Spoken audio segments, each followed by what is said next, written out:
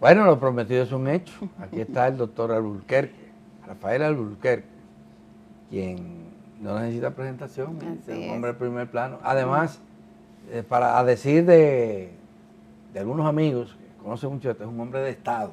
Sí. Está por encima Definitivamente. de la bandería política, aunque él es un dirigente político también. Bueno, doctor.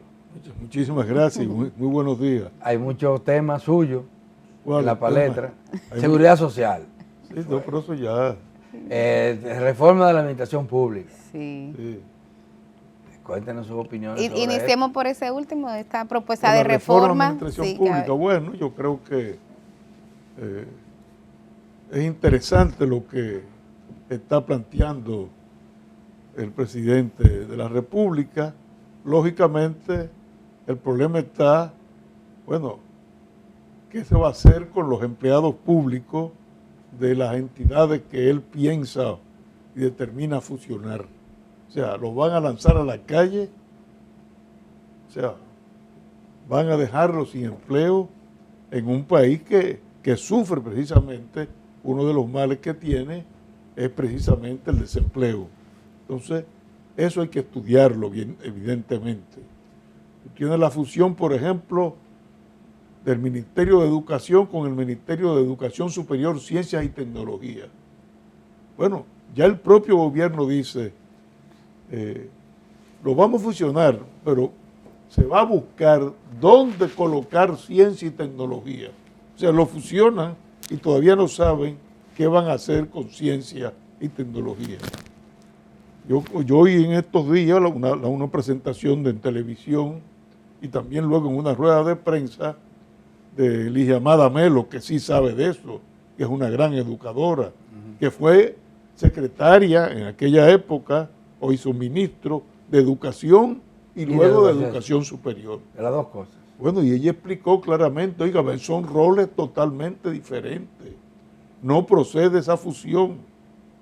Naturalmente, yo creo que la fusión la hicieron con la finalidad de que como educación tiene el 4% del presupuesto, bueno, vamos a fusionarlo para que el 4% de educación, que en esa lucha de la Marcha Verde, aquella lucha de las organizaciones de la sociedad civil, exigieron, no, hay que colocarle un 4% del presupuesto de educación para mejorar la educación.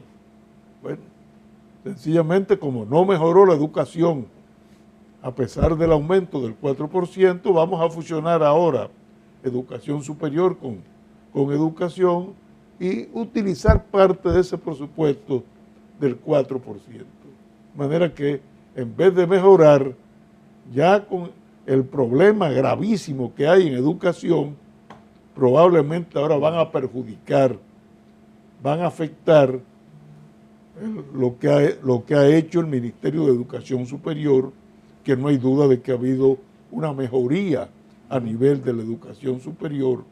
Tú me dirás, bueno, son universidades privadas que se han incorporado, de acuerdo, pero ha mejorado muchísimo y falta tal vez el desarrollo, obvio, sin tal vez, el desarrollo de ciencia y tecnología. De manera que... Y ese ministerio ahora, de ciencia... Hay otras fusiones que tú puedes explicar y tú puedes aceptar, pero hay... Esa, por ejemplo, de educación es totalmente criticable. ¿Cuáles le parecen a usted que se puede aceptar? De esas que dice que uno pudiera aceptar, ¿cuáles le parecen a usted? Bueno, yo creo que, por ejemplo, el Ministerio de Administración Pública. No, el Ministerio Administrativo de la Presidencia. Puede ser una dependencia, del puede ser una de la Secretaría Administrativa del Ministerio de la Presidencia. Ahí no habría mayor problema. ¿Y el Economía y Hacienda? Eso habría que estudiarlo, lógicamente, porque yo recuerdo en la época en que se dividió, en que fue una petición hecha precisamente por los estudiosos, por los economistas, que entendían que debía estar separado. Entonces, eso habría que estudiar. Bueno, yo me pregunto a veces, doctor, el Ministerio de Educación Superior se supone que es el órgano rector de la educación universitaria. ¿Lo ha estado cumpliendo? Yo creo que sí, que lo ha hecho. Yo creo que una de las cosas, uno de los éxitos que ha tenido el país es el desarrollo de la educación superior, porque no estamos hablando de que el Ministerio de Educación Superior controla, sino regula la educación superior, y la ha regulado, y ha tenido... Pero hay muchas quejas, de la calidad de los egresados. En el caso de educación, por ejemplo, educación se puso de moda después que aumentaron el presupuesto, porque una gran parte de ese presupuesto ha ido a parar a salarios. En educación, pero sí. no en educación superior. No, en educación. Pero que resulta que eso ha sido un incentivo para que muchos jóvenes vayan a estudiar magisterio, educación, pedagogía. Y ahora nosotros vemos los concursos que se inscriben 70, 80 mil gente para aspirar a 7.000. No hay duda de que hubo y se queman. Sí, ha habido un mejoramiento en lo que respecta a los salarios. Sí. Pero lamentablemente... Pero no en la calidad del egresado de ese sistema de educación superior. Exactamente. Lo que no ha habido es una mejoría ni en la educación para los estudiantes, ni tampoco en la formación profesional de los maestros, que sigue siendo deficiente. Y esa formación tienen a cargo las universidades. Y eso es fundamental para nosotros. Claro. Esa formación la tienen a cargo las universidades, a las que el Estado le paga por cada estudiante de pedagogía, porque esa es la otra cosa. Sí, financia eso. Financia eso. Y ha estado distribuida en todas las universidades casi. Sí, lamentablemente. Actuando en una o dos, los egresados no ganan los concursos. Pero eso te indica a ti la necesidad precisamente de tener dos ministerios que se ocupen con especialidad en determinadas áreas de la educación. Y los mismos ciencia y tecnología. ¿Dónde vas a meter ciencia y tecnología? Pero yo me pregunto con ese tema de educación superior y el MINER, si tendría que ser un ministerio el que haga ese rol, eso no pudiera ser un viceministerio, una dirección, doctor. O sea, ¿por qué insistir en que sea necesariamente un ministerio? Porque le da mucho más fuerza, le da mucho más organización, le da mucho más, vamos a decir, fortaleza a lo que tiene que ver con la educación superior. El Ministerio de Educación tiene, son miles y miles los estudiantes desde la infancia hasta el último año del bachillerato, ahora son 6. Ocúpate precisamente. En el sector público son casi, nos vamos aproximando a los 3 millones. A los 3 millones. Claro. 2 millones. Entonces es mucha la labor del Ministerio de Educación. Sí, definitivamente que sí, es un monstruo. Es el superministerio que tiene el Estado Dominicano. Doctor, el otro tema que le planteabas ahorita, se está hablando de un paquete de reformas bastante amplio. Algunos como mí dicen, y yo consideramos que es ambicioso ese plan, muy ambicioso, y que ha llegado junto.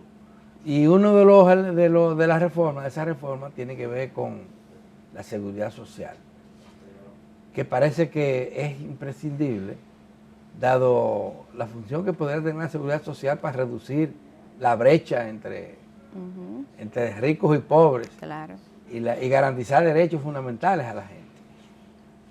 ¿Qué usted piensa? Porque no hay un proyecto elaborado, no se conoce nada sobre esto. No hay nada. Y yo creo que va a ser difícil que se pueda presentar, porque aquí este gobierno, muchísimas gracias, este gobierno lamentablemente no tiene noción de lo que es la protección social. Fíjate, en ese tema de la administración, de la reforma de la administración pública, yo vi que la administración de subsidios sociales, la ADES, la pasaron al programa Supérate. Pero ya antes, el Sistema Único de Beneficiarios lo habían pasado al CIUBEN. O sea, ni siquiera... El CIUBEN lo habían pasado al Ministerio de Economía. De Economía. Sí. O sea, ni siquiera se molestaron en leer por qué razón el gobierno nuestro, que fue el que creó aquí los programas de protección social, estableció en el programa un trípode, el gabinete social que se encargaba del contacto con los beneficiarios de la tarjeta Solidaridad, la ADES, que era el control financiero y al mismo tiempo el control de los colmados que intervenían en el programa, y el SUBIEN, que era el que escogía y elegía a los beneficiarios. El que determinaba quién merecía o no un subsidio. ¿No? Y eso evitaba precisamente corrupción, porque, ok, tú controlas los beneficiarios, los organizas, trabajas con ellos, pero tú no los eliges, los escogía el SUBEN. Tú no le podías dar dinero, eso lo organizaba la ADES en contacto con la banca nacional. Ahora lo fusionaron todo. Ahora imagínate, si ya había un desorden en Supérate, que ha sido un desastre, si ya había corrupción en Supérate, imagínate lo que va a hacer ahora, controlando todo. Pero no hay noción ninguna de la protección social. Una de las reformas que uno esperaba. Y por eso te digo, no va a haber esa reforma de la seguridad social, yo la veo en lontananza. Pero nos pasamos 4 años discutiéndola. El Senado, nos pasamos 4 años. Es más, venimos de los gobiernos anteriores. Sí. Porque la propia ley que crea el sistema de seguridad social da un plazo de 10 años sí. para reformarla, para revisarla, para ver cómo se aplica, porque era un sistema nuevo. Y no se ha hecho. No, claro, porque evidentemente no te olvides que fue en el 2007 que vino a aplicarse la ley ya completa. Aprobada en el 2001. Ni siquiera completa, porque todavía... Pero lo del seguro, seguro familiar de salud, eso lo aplicaron de una vez. No. El de salud no, el de régimen. El de pensión sí. Sí, de una vez. Claro que sí, lo aplicaron de una vez. Lo aplicaron de una vez porque era una ley impulsada precisamente por el sistema bancario nacional. Eso lo aplicaron de una vez. Pero el seguro familiar de salud, y lo digo yo porque fui yo el encargado, yo soy testigo en de el 2007 fue que vino a aplicarse. Sí. Y todavía no se ha aplicado el subsidiario. El mixto. El subsidiado contributivo. El intermedio. Sí. No, el mixto. Eso nunca se ha aplicado. Nunca se aplicó y se pasaron los primeros. Yo recuerdo ese momento en que se aplicó la ley en lo que tenía que ver con seguro familiar de salud. En régimen contributivo, yo sé que fue usted. Y sé que habían centrales sindicales opuestas. Sí. Increíblemente. Válgame Dios. Y el colegio médico opuesto. Y el contributivo subsidiado que me refería no ha entrado todavía en vigor. No está todavía. Entonces, yo creo que va a ser muy difícil. ¿Usted cree que va a ser difícil? Doctor, y y el gobierno ya anunció la reforma laboral. Pero eso de la... Pero hay reforma laboral, bueno, hay cambios en el Código de Trabajo, se va a hacer algunos cambios, especialmente en el procedimiento laboral, pero no estamos hablando de un nuevo código. No. Lo que pasa es que hay un afán del gobierno, un capricho pero el empresariado del gobierno sobre todo, de presentarse como reformadores. Pero esa modificación del código la está impulsando el empresariado. Sí, claro que sí. Hace mucho. Pero yo creo que esas reformas son más cosméticas. Este es un gobierno del espectáculo. Ya. Doctor, usted dice que no tiene esperanza de que en estos 4 años se vaya a aplicar una reforma sustancial, pero resulta que es una demanda que crece en la sociedad, fuera de los partidos políticos, fuera del gobierno, especialmente entre los trabajadores. Yo espero que sí, que pueda haber una reforma. Pero la oposición no puede impulsar esa reforma sustancial y presentar iniciativas encaminadas a que sea una reforma sustancial, que beneficie a la gente, porque en lo que tiene que ver con las pensiones ya sabemos todos los problemas que se están visualizando. Y en lo que tiene que ver con salud, ni hablar. El copago se mantiene altísimo. Y la gente tiene un carnet pero no tiene servicios. No debería hacerse una demanda prioritaria a la sociedad dominicana. Yo creo que sí, debería ser. Para mí sería más importante inclusive que la reforma de la administración pública. Yo creo que es de la reforma más importante que habría que impulsar en estos momentos. Ahora, tendría que impulsar una reforma que venga de sentimientos de sobre todo de preocupación de parte del pueblo. Ahora, si es una reforma que va a ser impulsada por el sistema bancario dominicano, si es una reforma que va a ser impulsada con el objetivo de ganar más dinero, pues lógicamente vamos a seguir en lo mismo. O sea, tiene que ser una reforma que acoja precisamente las quejas de los usuarios. ¿Los usuarios quiénes son? Bueno, las personas que buscan un ahorro para cuando se retiren del trabajo y las personas que están enfermas, que necesitan de salud, de que la medicina aquí no sea para quien pueda pagarla, sino para quien lo necesita. Pero a lo que Adalberto se refiere, doctor, es al rol que juega la oposición, que muchas veces lo que hace es oponerse por oponerse, pero no es capaz por eso sí, pero por eso se llama oposición. Sí, no, doctor, pero bien pudiera presentar una propuesta. Esta reforma es cosmética. Bueno, pues nosotros creemos que para que sea sustancial se pudieran incluir tales puntos, dar respuesta, pero eso tampoco lo vemos de parte de la oposición. Bueno, pues sencillamente, tú me dices de seguridad social. Bueno, no podemos hablar de seguridad social, estamos esperando que haya una reforma. Ahora, en el caso de la Constitución, lo hemos dicho. Primero, entendemos que es innecesaria la reforma, porque en estos momentos en que hay graves problemas en el país, problemas de seguridad ciudadana, problemas de inflación acumulada, problemas de carestía de los artículos de primera necesidad, esos son los temas que deberían discutirse en la opinión pública y no una reforma constitucional innecesaria. Entonces tú te pones a ver cuáles son los temas. Bueno, que van a reducir los diputados. Bueno, reducir los diputados, ¿para qué?